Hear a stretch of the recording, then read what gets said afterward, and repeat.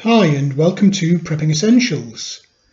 Well, the nightmare that is Brexit continues and becomes more intense as the alleged deadline of March the 29th draws closer. It's hard to believe that the elected officials in whom we entrust the smooth and secure running of the country could turn out to be so inept and self-serving that what should have been a fairly straightforward process could be turned into a chaotic nightmare of epic proportions. Whilst the process has not run its full course yet, it's becoming evident that the degree of disruption as a result of the neglect and failure from our politicians could be quite significant, even if it is short in duration. So with that in mind, I felt it would be prudent to raise the subject again. So here we go.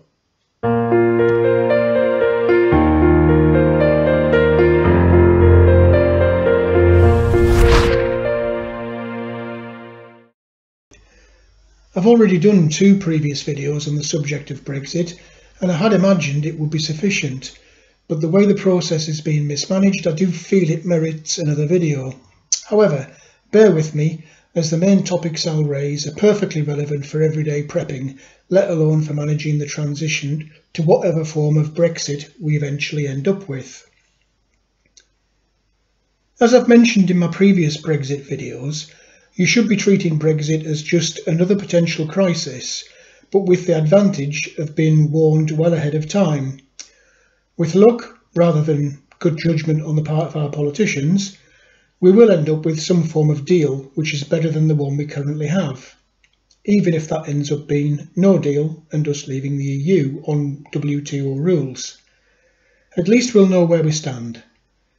Worst case scenario, we'll have another delay, or even worse, we'll have a second referendum forced upon us. If either of these happen, then we could see a major downturn in the economy and perhaps some widespread civil disorder. So it's with that in mind I'm adding to my usual prepping activities. Hopefully, because you're preppers or people who are interested in getting started in prepping, you'll already have picked up some ideas from the internet or from some of my previous videos, and by now you'll be well on your way to getting the basics covered, such as storing up some form of emergency stocks of water, food and fuel.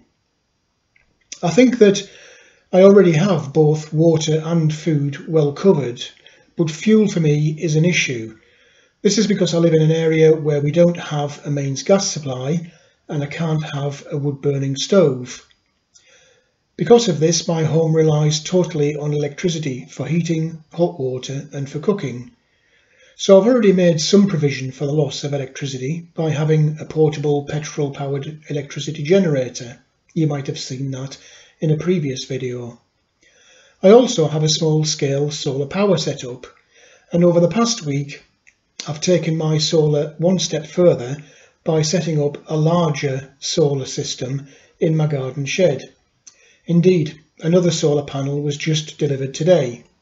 I have already made a start with this secondary and larger solar setup in the garden shed, and I've already installed the batteries, the charge controller and the inverter.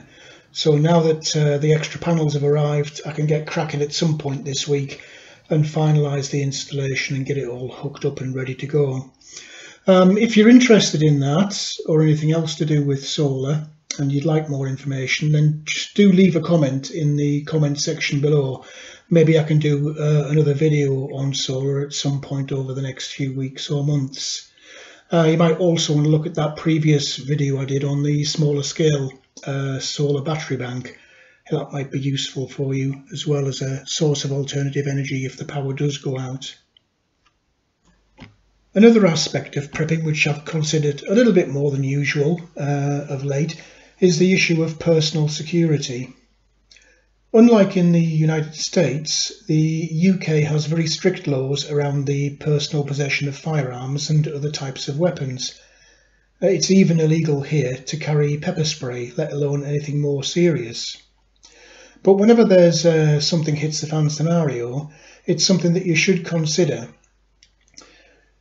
Even in short temporary periods of utility failure and blackouts of power, crime does go up, and you don't need to look too hard on the media to see stories about gangs invading homes for burglary or other criminal acts.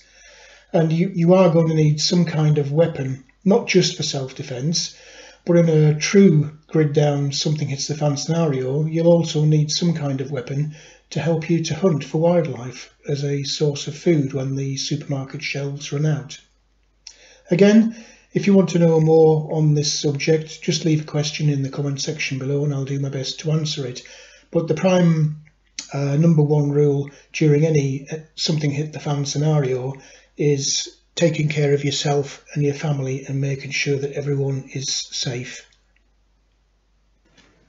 Since we've slightly touched on the subject of sourcing food, and with the deadline date for Brexit being at the end of March, which is the start of spring, it's a good opportunity to raise the subject of growing your own food.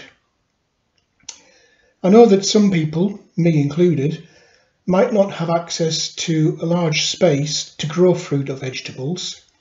If that is the case for you, then please don't worry, as you'd be surprised at just what can be grown in a very small garden, yard, or even a balcony. While it's true you might not be able to rear chickens, rabbits or other livestock, you can certainly grow fruit and vegetables on a small scale, and don't forget that in a true something hit the fan scenario, there will be lots of open space around you where you could rear livestock or grow as much food as you could want, just so long as you've been prepared and have the knowledge, tools and supplies to do so.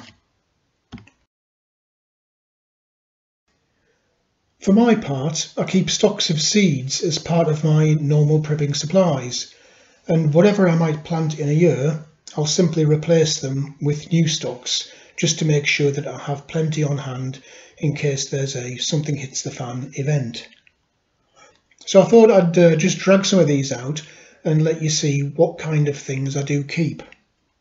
So I've quickly pulled out this box of seeds that I keep.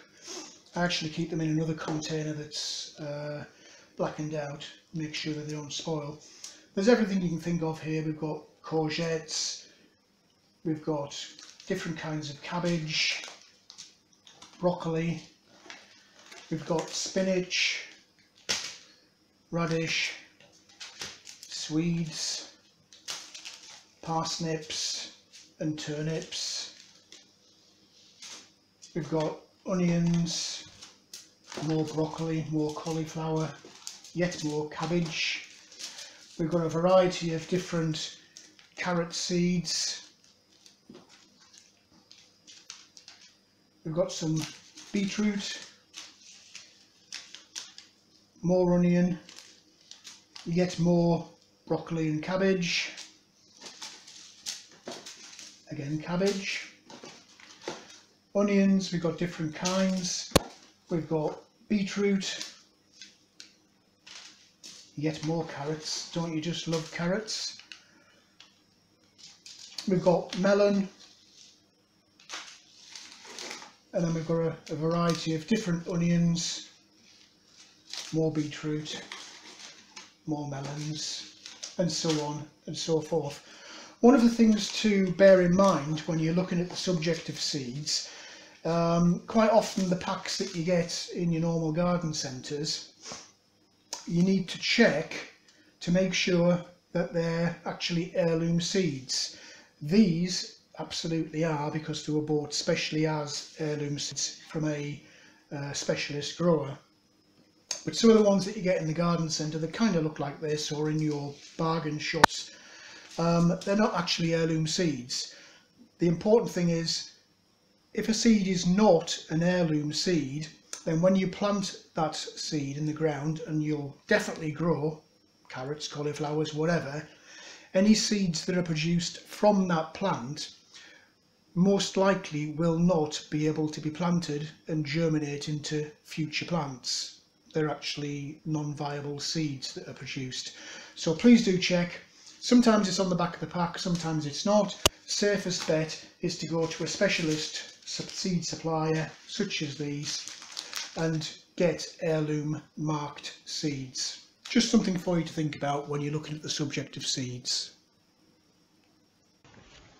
So, as I've already suggested, I'm extremely limited when it comes to garden space. So I've spent quite a bit of time looking around the YouTube community to see how other people in similar circumstances manage this problem. There are lots of people growing a surprisingly large amount of vegetables using plant pots, containers, and even plastic bags.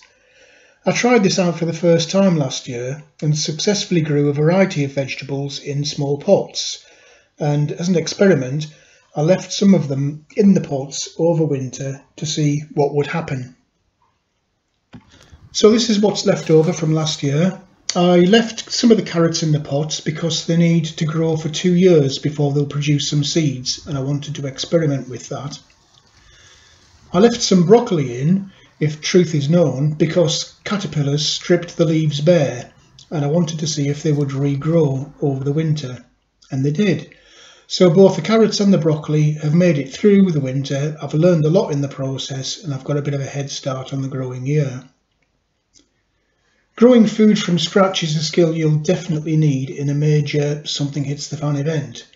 So I'd encourage you to do some research on the subject, buy some seeds if you don't already have them, and start practicing. You've got nothing to lose and much to gain in the form of fresh and organic food for your table. It's also a fun way for children to learn about where their food actually comes from. One final thing that I've boosted in terms of my prepping is the amount of money I keep on hand at home. Any serious disruption to the normal functioning of the country could lead to banks or ATM machines not being available, so it's always a good idea to have some cash on hand in the home. As a last word for anyone who's sceptical as to the benefits of prepping or worried about how much it might cost, I'd just say this. Yes, you might spend some money and a something hit the fan scenario event might not happen. However, if it does, at least you'll have something to fall back on and get you through the crisis. If it doesn't, then you'll still not have lost anything, because whatever you might have stored up, you can still use without having to spend any money to get it. So prepping is definitely a win-win thing to get into. Well, that's it for this video.